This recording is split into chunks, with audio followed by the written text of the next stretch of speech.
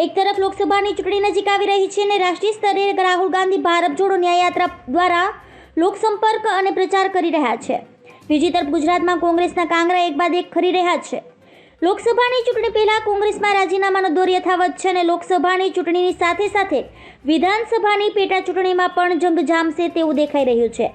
કોંગ્રેસના ધારાસભ્ય સીજે ચાવડાએ આજે સવારે ધારાસભ્ય પદ પરથી રાજીનામું આપ્યું છે.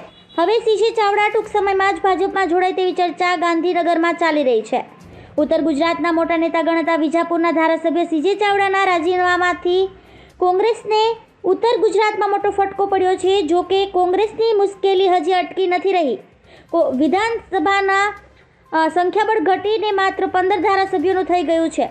હજી પણ કોંગ્રેસના વધુ એક ધારાસભ્ય રાજીનામું આપે તેવી શક્યતા વર્તાઈ રહી છે. મળતી માહિતી મુજબ કોંગ્રેસના વધુ કેટલાક ધારાસભ્યો ભાજપ સાથે સંપર્કમાં છે, તો પક્ષ તરીકે ચૂંટાયેલા 3 ધારાસભ્યો પણ રાજીનામું આપીને ભાજપમાં જોડાવાની ચર્ચા રાજકીય વર્તુળોમાં ચાલી રહી છે. ધન્યવાદ.